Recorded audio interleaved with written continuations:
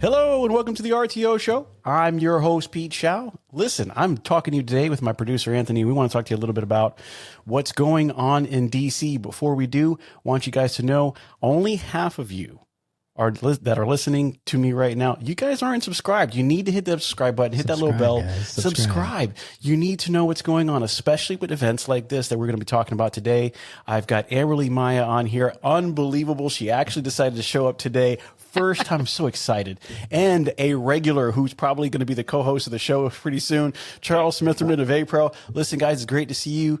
Great to talk to you. I want you guys to know right now, if you guys like the content like they do, please go on there. Make sure that you leave a review, whether it's Spotify, whether it's Apple Podcasts. Leave a review. That way, Amberlee and Charles know that you love them and you want to see them again, right? All right. Listen, guys, we are going to talk about LegCon 2026. This is the legislative conference that we do in DC. Now, some of you listening have probably seen this before, but this one was a huge event. I think Charles invited all of his family and friends, and then Amberlee got on there and made it happen. We had probably the best. I actually, hands down, was probably one of the best events I've had this year. I actually enjoyed it immensely. Not only that, it was a great venue, but we'll talk about that a little bit. First off, Charles, Mr. PhD himself, JD, the CEO of APRO, you're doing an amazing job. Every time that I go to a new event, I want to tell you, man, there's people out there that are saying this is the new wave. And I think Amberlee has a lot to do with that. So it's good to have you guys on. Talk to me a little bit about, what you guys saw this year. I mean, talk to me a little bit about LegCon 2026, the most amazing one we've had yet. Yeah, thanks, Pete, for having us on the show again. Yeah, no, listen, I wish I could have you guys on all the time. We can do like a four-way. We could do like a four-way thing. I'm telling you, it's awesome. But yeah, no, seriously. I mean, this event was not only better; it was really put together. And I really want to say, like, there was several people that I've seen year after year that have been to this that said this was probably the best time that they've had. And there's a lot of things that I want to get into because there were people that I didn't know were there. There were different part of the industry that I didn't know that were there. So we'll talk about that. Great people that I saw. I think we had a heartfelt discussion at the end, the debrief dinner, but we'll go into, really as far as LegCon goes, this LegCon was different. What did you see when you were getting this together, and how did we get this together this year that made such a big difference? Well, I mean, a few things. I think one, it's great to hear that kind of feedback. You always want to, every year we're hoping to be better than the last one. And so we really do take the feedback, the input that we get on board, and we're constantly trying to make it better. So I would agree. I think this was just a great one. It went really well. The venue was good. But a number of things we really did that had a lot of intentionality of, we had set a goal. We wanted to get 100 people to attend. And it's been a long time since we've had that many people show up. And in fact, you'd have to go past like recent memory to find when we've had 100 before. And so that was, and at that point, I think we were actually pushing federal legislation there. So it was, there was a huge rallying call, to get people there. But with that, we had to, set that goal for 100. We also were in our third iteration of the, legislative fellows program, which was has continued to be a big success as we train our future generation of advocates, and they can learn from our legends, our experienced people that have been doing this for a long time, and they can go walk the halls with them and see how that they do it. So I think it's really a few of those things. Our government relations committee is just so active. It's the model committee. I would put that up against any committee, any other association, about how well that one is run and how focused it is on doing these things. And so when you've got that kind of support coming from the board, you've got the support of the committee, that leadership, and then you've got just the amazing staff we've got at APRO, with Amberlee being just a huge part of showing and demonstrating everything that we do. So just everything kind of coming together, and then I think our focus on, we wanted to do it better. And so this is the best year until the next one is the way we kind of approach things. Well, you guys got to understand the way this came together. There was a lot that happened before this year. So LegCon being our legislative conference, we get together in DC and everybody advocates for the industry. As we're doing that, and when this all culminates throughout the year, we had a couple of things that happened. Number one, we're talking about it as much as we can on the podcast, right? We want to get people out there. We want them to get them to understand what we do, why we do it, and why it matters so much. Then there was a book, The RTO Revolution, that comes out by Charles Smitherman himself and Wildbrand's director, Ryan Krass, right, to put this together because this is a history of what we have going on in the industry. On top of that, I've got this new Forge messaging situation that came out, which is now like it's starting to get full steam. I'm getting messages on that. People are kind of understanding that's where the APRO voices are. That's where the RTO legends are. And I can't say that this didn't all happen with Amberlee being there somewhere. This is like this ecosystem that all comes together. How did this, Amberlee, you are the director of marketing and communications. And I want to say, by the way, you're doing an amazing job. How did have this come together? Like, were you a part of that? And what was the idea to make this streamline and work to get all these, 100 people? Been the best in years. That's not a small feat. And to say that I don't think that we're going to be able to hold it down next year. I think we're going to be way over 100 next year. Because the thing is, the more people that come, the more people know about it. And there was a lot of people that came first time this year. Again, how long we've been doing this? Almost 25. Well, I don't know. Shannon, 23, 24, 20, so many years. But the thing is that, in doing that, they get to tell people who they know, this is what I got to do. This is what I got to be a part of. This is the advocacy effort that we were doing.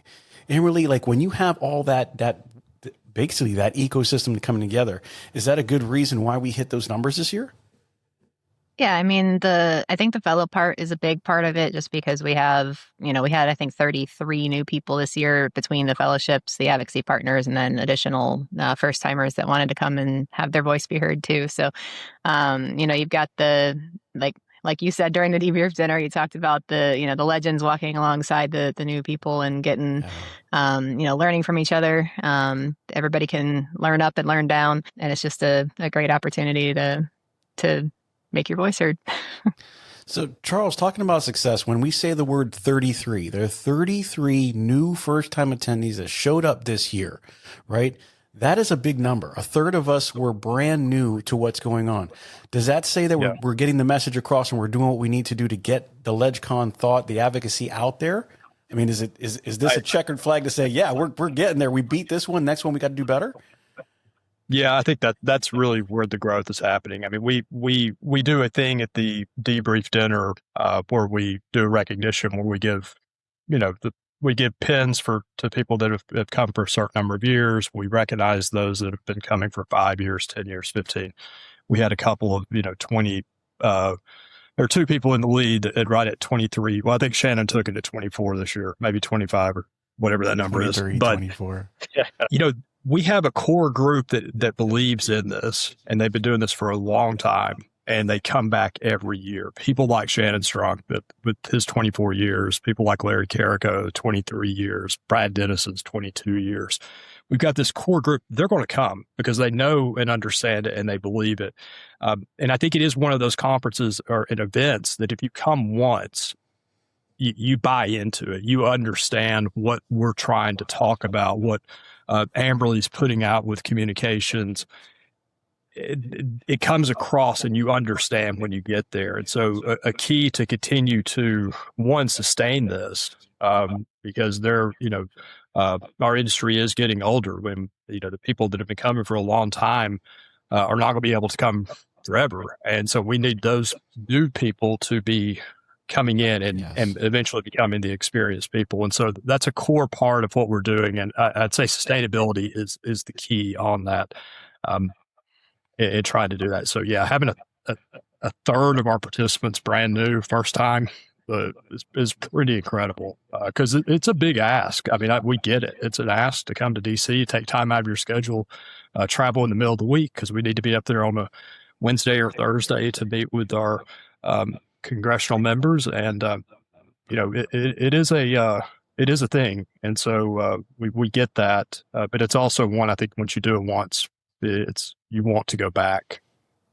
Well, I got to say, the first time I was hooked. And I plan on being back every year. And Amberlee, talking about some of the things that the ecosystem produced on top of 33 people, I'm getting regular, newsletters every single week. I get one from APRO that says, hey, this is what's going on in the RTO world. I get one from Charles now.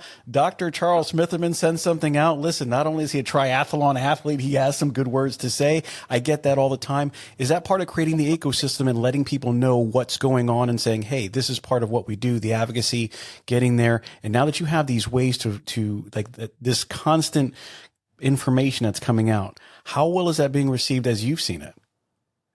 Well, I mean, in the last 7-8 months or so, we've doubled our content at a minimum. We've at least doubled it. So, a lot of that has to do with our generative engine optimization AI platform that we're doing, but trying to get the message out there so that when the legislators are out there trying to Google us and figure out what's going on, or go to ChatGPT or any of the other platforms, that they get the truth about the industry and what we're doing. So that's been a big part of that. And then it also just helps the members as well see what we're doing, and that we're taking active steps to improve the industry and make sure that our voices are heard. So I think it encourages them to want to be a part of it. And specifically the younger generation, the newer generation's excited to see it. Yes. And, but I've seen the footprint of APRO grow online. I mean, it's grown tremendously to being something that was probably, I want to say a little passive to. Now it's there. It's something that you see all the time.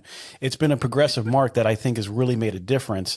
Also, the fact that when we have a third of the people that weren't there at any time before show up now, I think it's really getting the message out. And I love that, because this is the opportunity for you, whoever you are out there, to understand that this is open to you. If you work for a dealer or a vendor and you want to go to this, please contact us at rtohq.org and make sure that you have the information in front of you. Come to this event. You will not be the same afterwards. I wasn't. And I can tell you right now, I enjoyed that. But I want to get into a little bit. Can you talk to me a little bit about, so that if I'm listening for the first time, there are 33 new people out there. We want to expand out. What does a day in LegCon look like? So there's a dinner beforehand, right? There's a dinner the day before. We kind of get together. We kind of talk to each other a little bit. You get to meet your team, see what's going on. But now it's the day of. So we started with a really big heavy hitter in the morning, and then we kind of took our day all the way through the Capitol. We're literally, Anthony, we missed you. We were walking on the steps of DC. I mean, this is monumental, especially to people who've never done this before. Charles, can you walk me through how that day gets set up, and the importance, why we set it up that way, and more off, who was it that we talked to first thing in the morning? Well, it's a busy day. You're going to get your steps in when you go, and so we spend a considerable amount of time setting up meetings. That's one thing that I think we're doing now that has really made this process a lot easier than compared to 5-10 years ago, when we left that to the member. So the ask was not just to come to DC, but setting up your own meetings too. We're taking that off your plate now. We want people to set up meetings if you have a personal relationship or some type of relationship with your member. But we're really taking a lot of that on. Lisa Krabenhoff, our director of events, does an absolutely incredible job with that. I can tell you, I've done fly-in days like this with other industries, and it's not just because I've got this patch right here on my chest. I'm not just saying that. We do it better than anything I've ever been a part of. And Lisa's a big part of that and making that happen. So we typically, we bring everybody in, we have the reception the night before. It's a lot of this conference really is about networking with the group. We limit the number of vendors that come in. You have to sponsor to be a part of it on the vendor side. And so that does limit the number of our associate members that get to come. But then we have, it's just a good networking the night before, getting us ready for the next day. We do a breakfast. We like to bring a keynote speaker in, someone that works, whether it's a legislator, a regulator, which is what we had this year with the deputy director from the Consumer Financial Protection Bureau, Jeff Gradler. So we had our breakfast, and then we went over, took a photo at the Capitol. I think I've got a couple of those from years class behind me. There they are. I just want you to know I'm somewhere in there. Not that you can find me without a magnifying glass, but in case you're looking, Anthony, I'm right there to the right behind the third person. So we have him come in. I mean, he's so just so you guys are aware, there was a couple of years where we were worried about the CFPB. Now they're not, but it speaks volumes to say that we have enough people that actually showed up that they would come to us, sit down and have an open conversation, when at one time we were worried about being on the table and served up to everybody else. And then now he gets to come in, sit down and talk to us. And you got to sit with him and kind of have a good conversation about what we're looking at in the future and where we land in all of this. And I believe that we are in the clear is what I heard.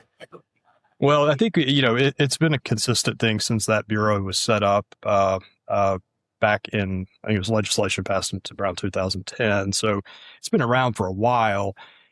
We were specifically excluded from that, but there always been, as regulators like to do, they try to branch out from their jurisdiction sometimes. And so that agency, particularly in prior administrations, has really tested the boundaries of it, and has where we've had to push back and remind them why that it's so important. The rent to own is not a credit transaction, and all of those elements as to why it is not, and it really being the ultimate flexible transaction that you can return at any time for any reason whatsoever. And so that's an important distinction we have to continue to reiterate.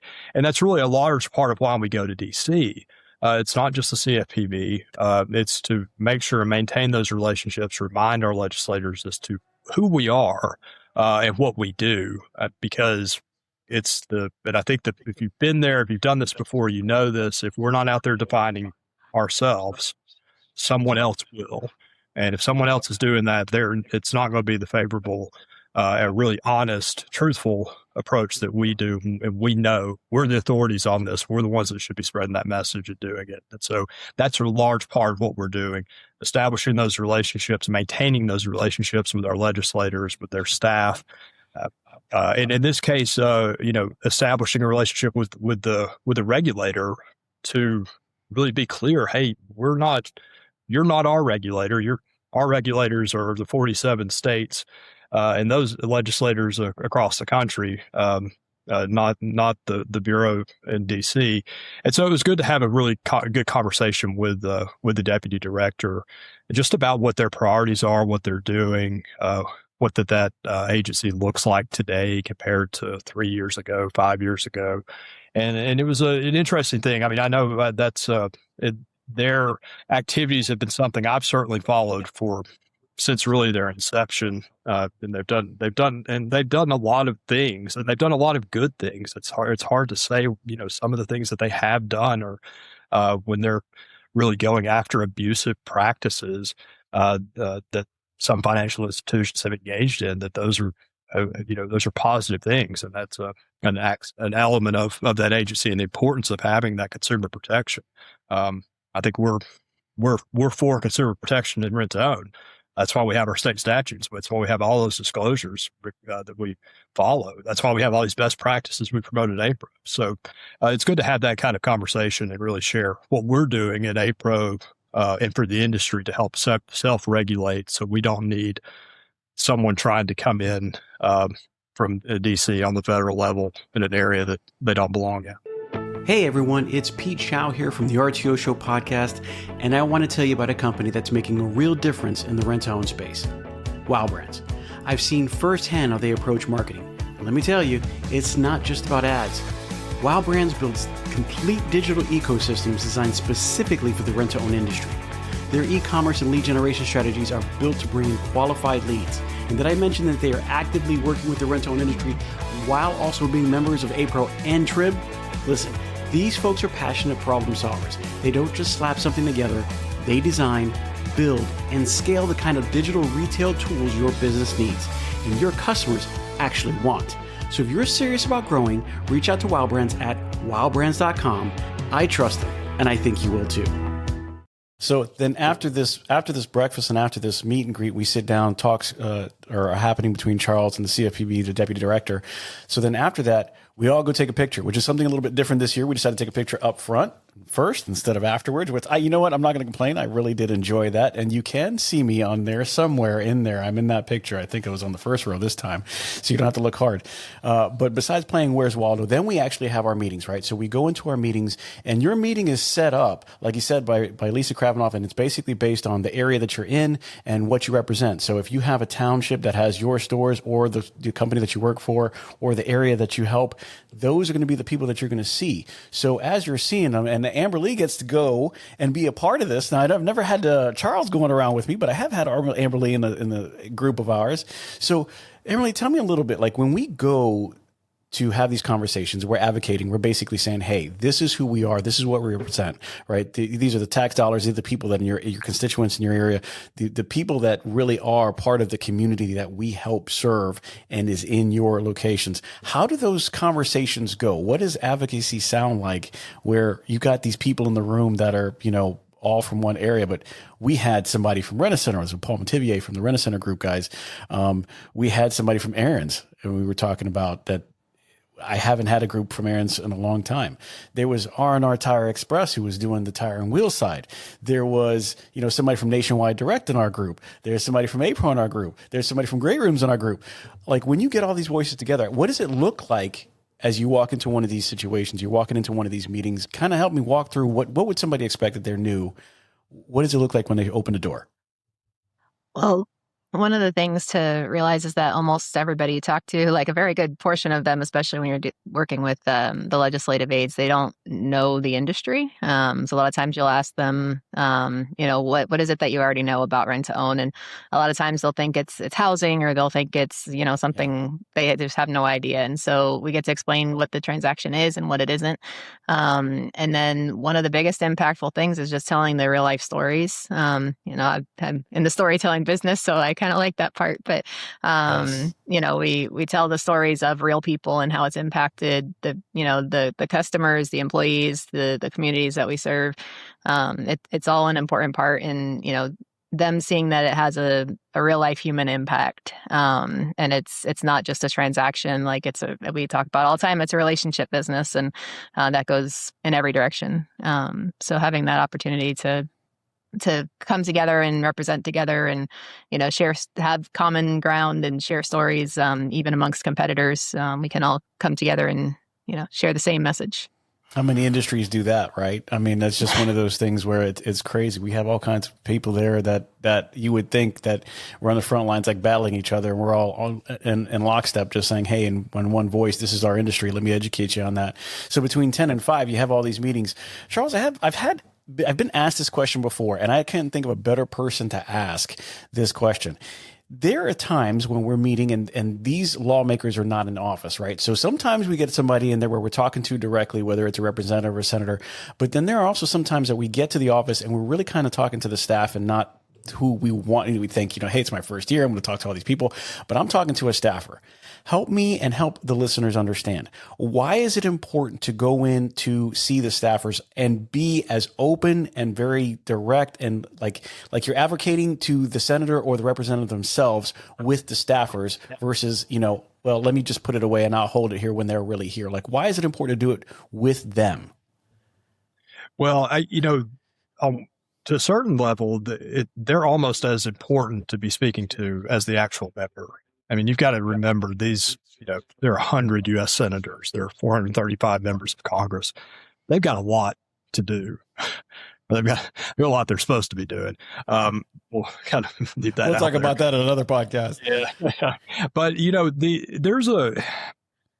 only got a certain amount of bandwidth. I can't imagine what it would be like to be one of 2 senators for a state and have all of the issues that they've got, all the committee assignments. There's a lot. And so they really do rely on their staff. Their staff are really the kind of gateways. They do meetings weekly with them. They report back on what that they've learned. And really, in the event that something were to happen and we needed to make a phone call or get in touch with someone, we're going to reach out to that staffer. They're going to be our link. Another thing with the staffers, these typically become not institutionalized, probably the right word. They stick around. Like a lot of them do, and they become career staff where they will move up from being, a legislative aide to a legislative director to a chief of staff position. And once you get into those, they really start moving around. And so in lots of ways, the staffers will outlive the members in DC. And so there are many that we've been meeting with for years at different offices that they move over here after there's an election. You can look at the upcoming election. There are a lot of people that are members of Congress that are retiring. And so, you'll have kind of turnover with those staffers moving to different offices. And so having those relationships are really important because those will carry and they stay. And so there is no, the members are busy. Oftentimes we have meetings scheduled with a member and then they get called in for a vote. They get called in for a committee meeting. I can tell you pretty much every time I go to DC, there's a fire that they're trying to put out for some reason. And, you get moved to a different location if you're meeting with a member, or you get moved to a different time. And so it's kind of really par for the course with that. But the staffers are the ones that are really the key holders, and they're almost, if not more important, to be meeting with when we go to talk to them, because they're the ones doing the research and they're often the ones advising the member on issues. What votes look like, things of that nature. So those are really important relationships that we aim and try to cultivate when we're going up there. Now, generally, we're between 10 and 5, so we have a lot of different meetings, and we'll meet probably 15, 20 minutes before we're off to our next one. We're going from one building to the next, and we're all over the Capitol Hill. Amberlee, one thing that you've always made sure that we did is we got to get a picture. We got to get cards. As somebody who is into the marketing and the communications, how important is that? What is the point of that? And how can we stress the importance of that to the people that are coming next year and say, hey, you need to do this, and this is why? Well, there was two parts to the question in there. So I'll go with the pictures first, because that's the more fun part for me. So it gives me content, which is really great. But it also, it's part of that being able to share it with everybody back at home, what's going on, why we're going, what we're doing. So, and, thinking back to my first year, this is my third, just like walking around and looking at the grandness of everything, and, just being able to have that feeling of walking through is something crazy. So if you can capture even just a little bit of that in a picture, I think it's something that can help others, know why they should come to. And then the business cards, I think, are important. Like we had one lady, we actually had 2 aides in this particular meeting, and I was really glad the second one was there. So the first guy got us mixed up with a later appointment in the day and thought we were there to talk about caskets. Anthony, he thought we were there for funeral home arrangements. He said caskets. Yeah. We were like, no, we don't rent our own caskets. That was a thing. Interesting. Yeah. Yeah. And then from there, he went into rent to own home. So, the other lady pitched in, and she actually did know a little bit about, rent to own with the durable consumer goods. She was like, let me save you from doing whatever you're doing. And it actually ended up being a great meeting, because then we actually had a double meeting. We had some great legends that were in there, including Michael Bennett, who was kind of overseeing everything. And then we had some younger, I should say first time attendees with us that got to see, like, hey, not just because it doesn't go according to plan doesn't mean that you bail out and stop, right? It's still important to get that message across. It's still important to advocate. It's still important to get their card. And then after we kick them out, you still get a picture with the rest of the group, right? Is that what we do? But it's something that they always ask me, like, what, like if it's not them, why? And I completely resonate with that. Those staffers are there. There are a few people that I saw from the year before in offices that I hadn't been to, which is weird, because you go to a different office and like, oh, I didn't see this guy, but I saw him in the hall, and you say hi to those people. And I agree, that makes a lot of sense to be able to at least be known. And as you're advocating, you want to be known through the halls by anybody who's going to see you and know you, especially when they have a senator or representative's ear every single day for their entire term. I mean, it just makes a difference. So I agree with that 100%. Now, talking about our first time attendees, which is something that I'm really curious about, because I really want to ask you, Charles, some of our first time attendees was someone from the NSRA. When did they start? Like, if they're visiting all the time, I didn't know it. Is this the first time that the shed rental, how does it? It's the National Shed Rental Administration, or is that right? NSRA, National Shed Rental Dealers Association. National Shed Rental Association. I didn't even know they were there. And all of a sudden I seen Nick and I was like, oh my God, this is amazing that they're here helping us advocate for this industry. I mean, usually it is traditional wheel and tire, and then they're there. How did that happen? Yeah. So NSRA has been, they've been involved with APRO for a number of years. I want to say Ed Wynn helped them get started whenever they initially formed. I want to say they were 15 years ago. So he was very involved with them. They actually are an APRO member, so they joined, NSRA joined. They typically will do a board meeting, and so their presence has been increasing each year. They've been coming to the legal summit. We've been doing it at RTO World.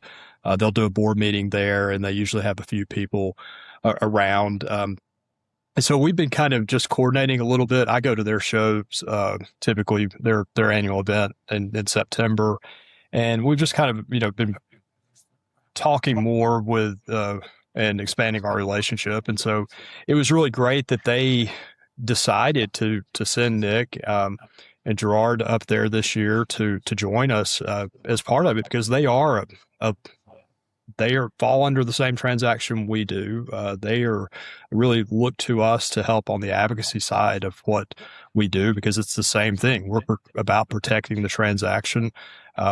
That's our mission here at APRO. And so it's just a new part of the industry that's there. They're all over the country. And they represent a pretty large portion of when we do evaluation. I think our numbers are about 12 billion for the RTO industry, the traditional and virtual side. With that, we're not capturing that. And so we're working on some things to look at some data for that, to see how much of an economic impact that they have.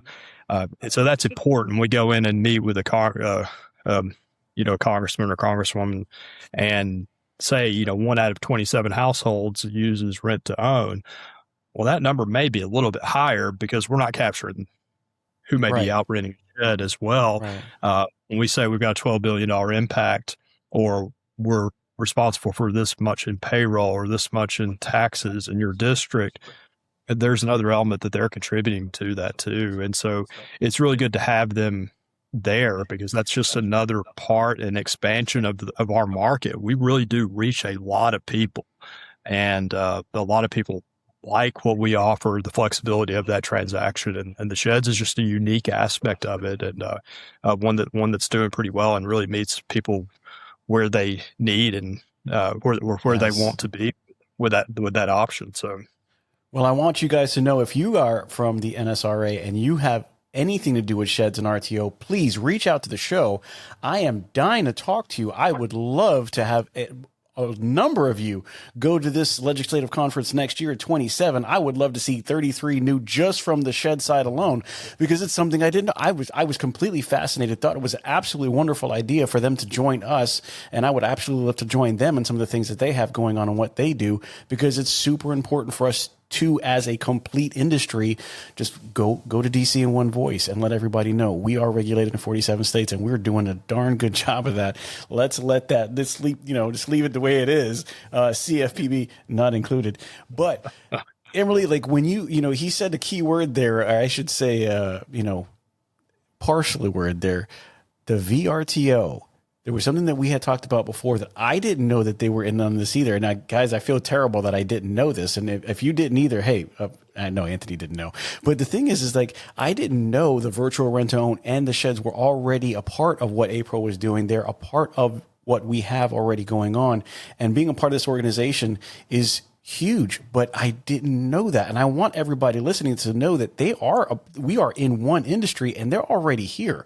How big is that to have them here, Amberlee? I mean, they kind of snuck in on my back door. I didn't even know about it, but you did. You knew about what's going on. Is there going to be something going on in the future where we're going to kind of like sound that bell and say, hey, we are this one voice. APRO is going to, this newsletter is now going to incorporate maybe a shed side, maybe, a virtual side, an element of that. Is that that somewhere down the pipeline? Is that something that might have just come up on the podcast that we thought about? Well, I mean, like you said, we are all one big family. We all have the same regulations. We all have the same, guidelines and the same transactions. So, it's something that you just have to get everybody together and to hash it out, talk it out. That's why we all get together and have that community aspect, so we can learn from each other, find out what's working good, what's working good over here that we could try out over there. And I think it's just important to have every different piece of our puzzle represented, and they are part of that. So you've got traditional, you've got virtual, you've got tires and wheels, you've got sheds, you got everything. So I think it's important for everyone to be represented. Yeah, I do. I think it's great. I mean, and if you take a look at the numbers and the benefits that they are giving, as a matter of fact, you were talking about numbers a minute ago, what they're contributing, it is getting bigger every single year. It is not going away. And as a matter of fact, I see that their numbers they're escalating quite a bit. It didn't seem like at first it was going to be what it was. I don't think somebody thought about that in rent-own at one time either. Like, I didn't know it was going to be that. And then now these numbers, I mean, they're moving up. They are becoming very important in what we do. Well, and they have been. I think it's a new industry that largely was started in 2013. Around that time, most of those companies were, and I want to say maybe around 2020. It was the last strategic plan, the one before our current version at APRO. We made that concerted or that effort and intentional decision that we were about the transaction. We were about these statutes. And if you fell under these statutes, then you were part of the tent. And so we've had virtual companies involved with APRO for the better part of the last 6 years, particularly with the like Acima, Progressive, Snap Finance joined last year. We literally represent, I want to say, about 80% of that market with those companies, along with some of our smaller ones. U-Own Leasing is another one. Daniel's Daniel's been a great addition for us, an advocate for us in DC. And so it's a really unique part, but it also just shows like the expansion of why that this transaction's so appealing to people, because it really does offer that ultimate flexibility. And so it has expanded the market considerably. That's why you're seeing so much growth on that side, because it's beyond the traditional brick and mortar location. They're in a Home Depot, they're in a Lowe's, they're in these other retail establishments that we've not traditionally reached. And so they're a huge and important part of it. But they fall under the same transaction. We've got several board members that are represent those companies and have the voice in our leadership as well. And so it's good to have them as part of this. And in DC, we can say that and really say, okay, we're reaching so many families. They rely on this transaction every day. And this is why the regulatory scheme that we have in place is important, why it's important to follow it, why it's important to have these disclosures, to have these consumer protections that are built into it, that everyone's following, because we're reaching more and more people. And I think that's going to continue to be the case, because this transaction is really designed. It's been great for the past, but it's really designed for the consumer preferences that we're seeing on the subscription model for the future and younger generations going forward. Is there an idea or a goal to have these, because I couldn't tell you how many of the 100 are one side or the other, whether it be the shed side, whether it be the virtual rent to own. Is it safe to say that, next year, part of our goal from this year to next year is to get them more representation in the advocacy efforts that we do in DC and LegCon 2027? I think the virtuals have been part of the association and part of LegCon really for the past 6 years since most of them joined. And so we're adding a few every year, and there's, we'd like to see more. So we are speaking with that whole voice from them. But I think that's really the cool thing about this conference in particular is how we bring everyone together. I mean, APRO, we're a huge tent We've got publicly traded companies over here, all the way to the franchisors, to the franchisees, to the large independents, to the mid-size independents, all the way down to the single store operator. And then we throw in these other vectors out there, from tire and wheels to sheds to HVAC to really anything that falls under a durable goods category, anything that can be returned, can be subject to our lease purchase regulations. And so it's important to kind of keep that in mind. And that's really, we helped pass these statutes, and that is, we know them, and we're the ones that are really charged with being the stewards and protectors of that. And so that's why coming together, speaking with one voice, and kind of what's great about this conference is you're bringing in all these competitors. I mean, lots of times, like the teams you were just mentioning, you mentioned your Florida team. You've literally got, stores across the street from each other, and we could put that aside, could compete during every other day of the year. But whenever we come into legislative conference, when we come into the industry events, that goes aside, and we're really speaking with that one voice. We have the saying that it's kind of the LegCon slogan. It's let me make sure I get the Latin. It's basically strength and unity. Veritas unite. Anthony, we're gonna have to put that on the screen for everybody. But yeah. So another question that I get, and I think we've had this conversation, and I think we all have had this conversation, but for the listeners to just make sure that they understand, we talk about having 47 state laws, right? We're almost there. We're going to talk about a couple of states in a minute, but we almost have all of them down. So then why get together at DC? Why put everybody together at the Capitol Hill and talk to the people that are at DC, the senators, the legislators, their staff, if there is no federal law? What is the point behind that? And maybe you can explain that to me and to the listeners so that they have a good understanding why this means as much as it does. Well, so that's part of the challenge, is that we're not pushing federal legislation. It was easy to get. I say easy, I wasn't there, but years past, we were getting 100 plus, and we were coming up and saying, we have this specific bill, we want you to vote for it. And that's a little bit of an easier task than I think we have now, when we're really, our call to action is, hey, it's kind of the saying of like, the best time to repair a roof is when the sun's shining. And that's kind of where we are. The house is not on fire, and we're not up there trying to put it out, which is a much different situation, and one that we are trying to very actively and proactively avoid by doing this. We're putting in the effort now. We're establishing those relationships. We're telling our story, what the rent-own transaction is, what we are about, and what we're not, and really clearing up any misconceptions. So if someone goes up and follows us next week, or in a couple months, or 6 months from now, and goes in and tries to characterize us as something else, the people we've met with and been establishing these relationships every year will know better, hopefully, to say, okay, well, or they know, hey, I met with Amberlee Maya from APRO, or I met with Pete Shau from R&R and the RTO Show. Let me reach out to them and see what they have to say about this. That's our goal, and that's what we're trying to do here. So there's really, it's a tough call to action, and we're wanting to go up there and say, hey, we're regulated on the state level. We want you to leave us alone. We are well regulated, and we're on the path to self-regulation through APRO.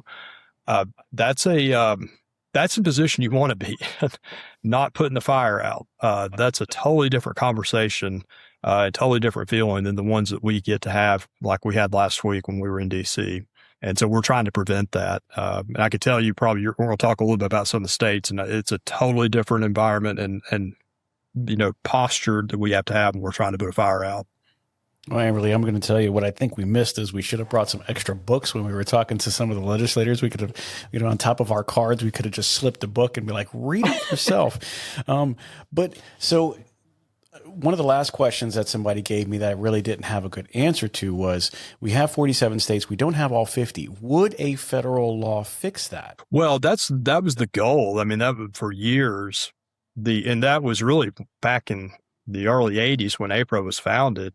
The idea was to push that federal legislation to define rent to own, lease to own, that it is a lease, not credit.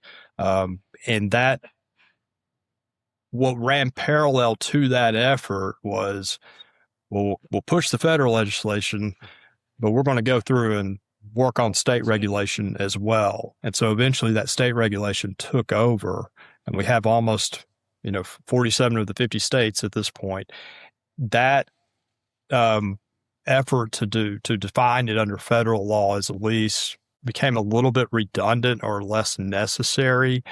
And so that we haven't really been pushing that effort for several years. I think that the posture changed of, hey, we're happy with where we are. We don't need that. And in fact, I've heard the stories, and they're, referenced in the book where, and in some of the RTO Legends interviews, where people finally were talking with members of Congress about bills, and they were advised by those members, hey, you don't want us doing this, because if we do this, then we're your business and we can change it at any time. And you see how some of these bills, how you read these things about, you see what's going on with appropriations and how the things just kind of get stacked in and fall in on some of this large legislation. And when we're talking about really a couple, like a 1 or 2 line sentence is what we're really looking for of, lease to own is a lease, not a credit transaction. Those things are, there's a risk involved of having that federal legislation. I think that risk assessment has changed over the past few years, and that's why we're really focused on the state level, and still going to DC to tell them that we're well regulated, both on the state level and through our industry self-regulating itself through APRO best practices, code of ethics, those type of things that we're working on as the professional rental organization. Let me ask you something. Are you getting everything out of your rent-to-own business? If you're not an APRO member, then the answer is probably no. Look, advocacy is APRO's bread and butter. This is why they were created and what they do best. But here's the thing. APRO membership is about way more than advocacy. APRO connects you to the movers and the shakers of the industry, people who've been there, done that, and they can help you do it even better. APRO's monthly webinars give you expert insights and actionable takeaways. It's like having a masterclass for your business every single month. Got questions about complex regulations or sticky situations? No problem.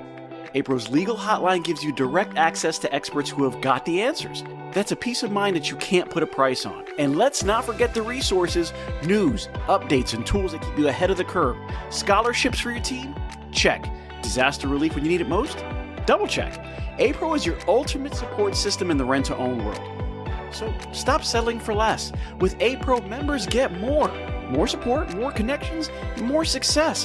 Head over to rtohq.org and join the APRO family today. Because in this business, more isn't just better. It's essential. See you at the top with APRO. So come towards the end of the day, not only do we get to leave at 5 p.m. because it's been a long day, we're on our feet all day, but then as we meet up, there's a couple things that were important. Number one, Amberlee, we had to scan something and make sure that we're kind of giving our feedback of these meetings and stuff. And I'm going to get your input on that. And then we had a couple of people who were on camera who had never been there before to kind of give their ideas and this, what happened that they didn't know about, they didn't see. What came out of that? Like, what did you hear? What's something that you hear that was like, you know what? I'm glad that I had that person here to kind of share their story a little bit, because I've seen it again on LinkedIn and on some of the social media sites and on, rtohq.org, where it's like these people really got something new out of it. They were like, oh my God, I didn't know. I didn't see this. So as you're gathering this information was, how important is that to not only collect it, but then show it out to everybody else and say, hey, this is what you can see at LegCon?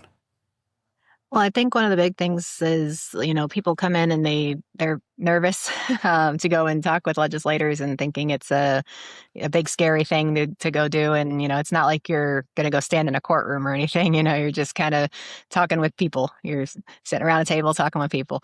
And, whether it's the legislator or the aides, they're not coming down on you, especially if we're not there for an ask. They're super happy that we're not there for an ask. They're like, this is an easy conversation. Yeah. So when a new person comes in and realizes, that this is easy, these are people that are, making all these laws and, they're important, but I'm able to have an impact on, their opinion of the industry and making sure that, if something does come down the pike that, they can remember my face. That's what Shannon Strunk said during the debrief dinner, that, you make a connection with these people so that whatever it is, because a lot of them are from your area, you're meeting with people from your state. So you make some sort of connection with them so that if something comes down, they remember, I got to call Pete, I got to call Charles, because they made that connection with you. So it's the same thing with the first timers. They get to experience that firsthand. The common thing you hear a lot is that they're in awe of the process. It's an exciting thing to be a part of. It's a professional development opportunity, getting to go and talk to these people that, you may have never dreamed that you'd have that opportunity. So it's, a lot of people telling those same types of stories. And I think it's important to record them so that we can share that with other people and get more attendees next year. So. Well, I got to say, one of the attendees that I didn't know was first time was Lauren Taliska, and I had no idea that she had never been there before.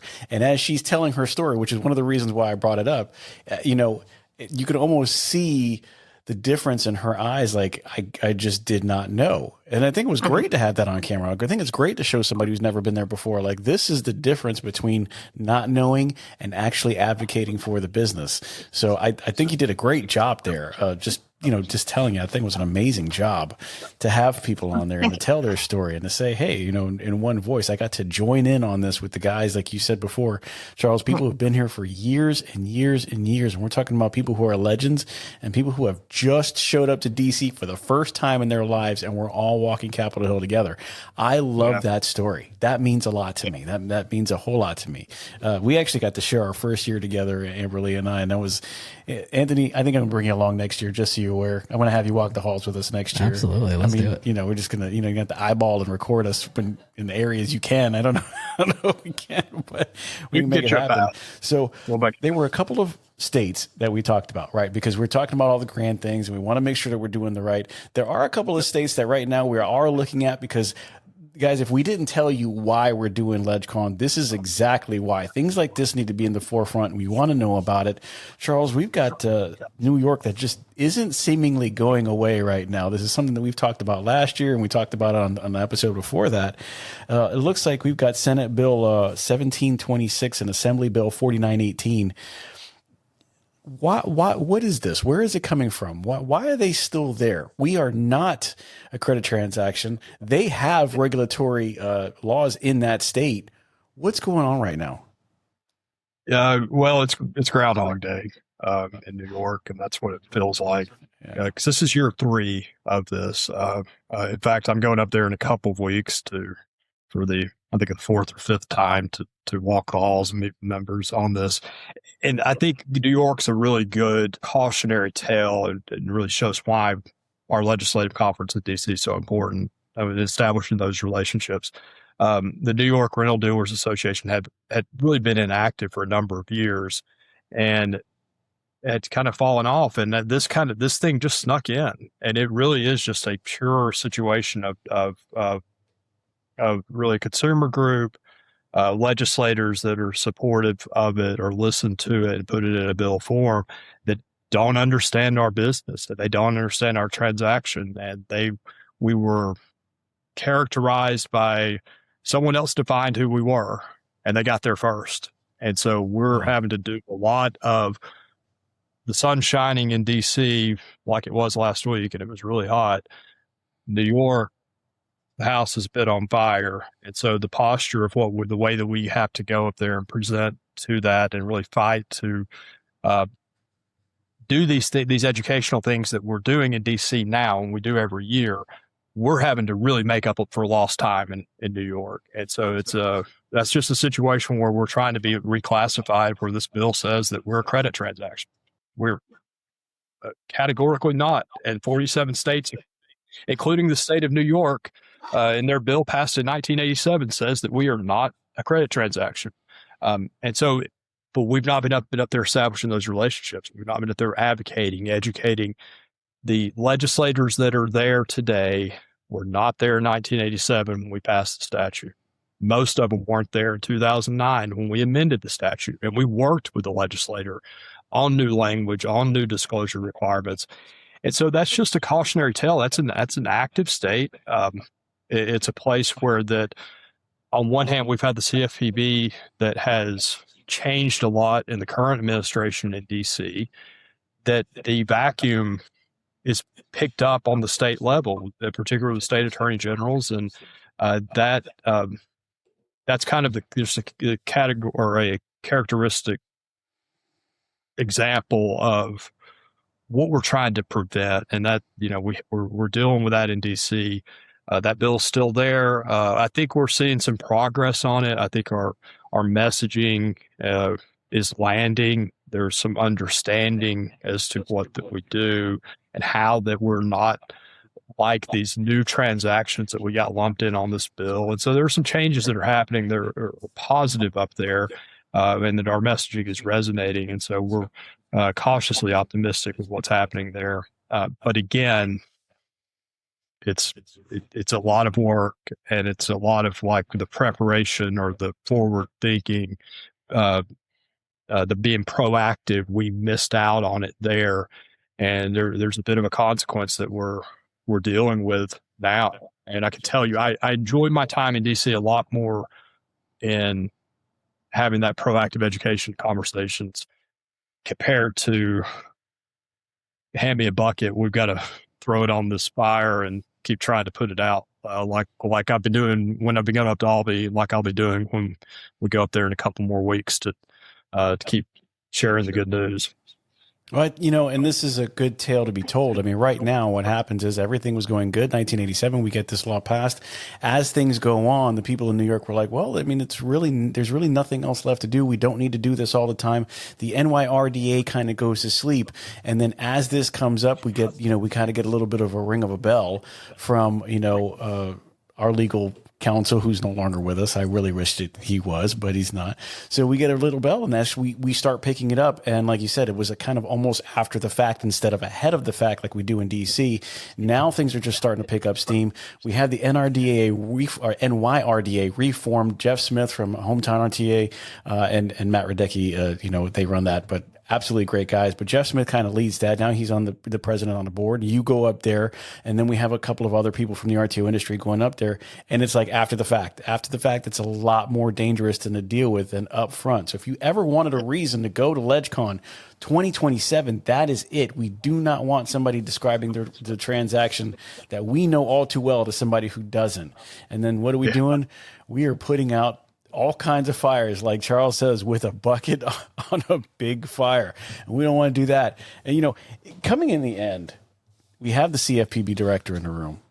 He decides to stop by. Number one, are we on the right track of keeping everything the way it is when we have somebody like that in the room? And how would you summarize what's going on in New York as of right now, and with a little bit of foresight? Like, is that something that we need to worry about, or we don't know yet, or is it something that we need to gather around, guys? We might be in New York, but I mean, is it something that we really need to worry about? Well, I mean, we've taken New York very seriously. I mean, it's an existential threat there, and the complete mischaracterization, establishing it as a credit transaction, subjecting us to a usury rate, which is impossible. I mean, you can't put an APR on a lease. You just can't do it because there's neither a borrowing of money nor a fixed term to repay that money. And so having to repeat that and it's just been an exercise that just why it's so important. But really, New York is one of those states that they're very consumer protection active, which is good. I mean, we're for consumer protections, but they're also trying to be. It's a worry that almost we need to have a firewall there because it could spread, and that's why we've been taking it as seriously as we have, and are making the efforts that we're doing there to really tell the truth about what we are and what we're not, and to make those efforts. So I'm cautiously optimistic about that our messaging is landing there, and that we're having an effect.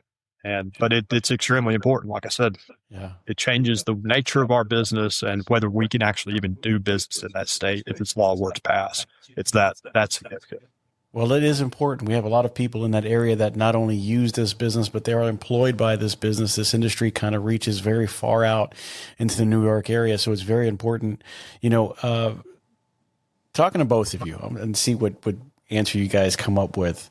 As we come into this, I wanted to know, what is the single most important thing you want an RTO dealer who has never attended LegCon to hear today that might get them to show up next year? For me, I'd say it's for everybody. So I came from the dealer side, and I kind of always envisioned it as something for like the higher ups. It's the owners that go down there and they handle that, and that's somebody else's job. But to see the reactions of the legislators and the aides when they're talking to people who are in it every day, I think is really important. So seeing, the managers who can share the stories of the actual consumers that they're working with, that's the actual constituents of the people that we're talking to, they have that more hands-on personal connection. So it's important for everybody to be there.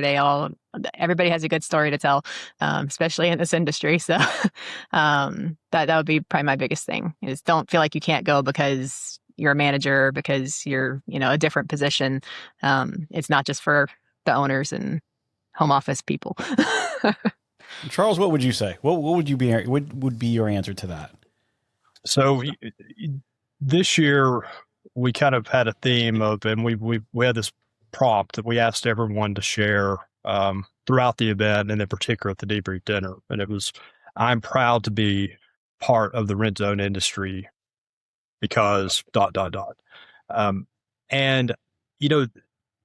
I think it's absolutely impossible. That dinner is literally my favorite couple of hours of the entire industry calendar. Anything that time to hear people share that story. I mean, we're an industry of stories. That is our strength. And so we get to go to DC. That's what, and we get to, people ask what our stories are, and we've got some great ones. And so getting to kind of share that, be a part of that, but then I think what really underlies that, and what I think everybody that comes away from it, really, if there is a secret sauce to this, or what the common thing that I think everybody feels, is that real sense of pride in what we do, who we serve, those stories about the people that we help, the access that this transaction provides. And that's what we're up there fighting for. And that's why when you go up there and you fight for it, it's something worth fighting for. And I think everyone really comes away with that sense of pride. And that's where it brings it all together. You've got competitors sitting in the same room, speaking with one voice. And so, I think a lot of what we're doing and what we've been doing, I mean, that oh, there it is. He's got the book. That's it. Checkmate, man. He's got us. This is a big part of it. I don't think you read this book without coming away with a sense of pride and being a part of this industry. I hope you don't. Hope you come away with it with a sense of pride. We don't want to triple negative this thing. And it's the same thing with legislative conference. I think that going up there and just being a part of it, walking the halls with new people, with experienced people, with different companies, different vectors of the industry, all of that, and really speaking with that one voice, it's a special time. And I think that once you go once, we have so many people that come back, and that is the reason I think that underlies it. This is usually not a one-off thing. I did this once. It was fine. I'm never coming back. We have a lot of return people, and I think that's a key for the rent zone business. That's what it's relationships, and relationships with each other, and we're establishing these relationships with our elected officials and those staffers. So that's where it hits. Well, I agree with you. I'll tell you guys now why I do it, because I swear to you, every time that I go, we are making history in real time. That's what we do. And if we don't do this, somebody else is going to tell our story, just like Charles said. I believe that wholeheartedly. And from this podcast to you, I'm going to tell you guys, I really appreciate you being on the show. We are going to tell you our story, and the rent zone is really, really being done. Listen, I'll tell you guys, as always, you please make sure that you subscribe to the channel. Make sure that you see us. We are everywhere that you want to be. Facebook and Instagram, LinkedIn, YouTube, where you're going to see this. You definitely want to go to the website, buy some swag. There is nothing better looking than one of these guys in the shirt. I have pictures of that on the website, by the way. So if you go there, make sure you get some swag. You want to buy something, always think about supporting the show, because this is how we get to talk about what we do. Everybody gets to come on the show and say in one voice, this is our industry, and I love it because. And I love hearing that, you know, whether what's one story or another. I love, like you said, that debrief dinner. Everybody had a different story to tell. And where would we be if we didn't have those legends walking side by side with some of the new people to say, hey, I might not be here this year or next year, you know, coming up soon. Shannon will be here for 40 years, but everybody else is going to be, you know, they might be out of the game, and it'd be great to have these people step up, including the VRTO, the HVAC, and the NSRA. I am so glad that they're a part of that. You know, I want you guys to know real quick, I appreciate it. Make sure you subscribe. Make sure that you go to rtohq.org. There is so much going on. You might get a newsletter. Charles, always a pleasure to have you on. Amberlee, finally on the show after so long. Thank you so much. I really appreciate you guys being on. I am glad that I was a part of LegCon 2026. And I'm going to tell you guys, as always, get your collections low to get your sales high. Have a great one.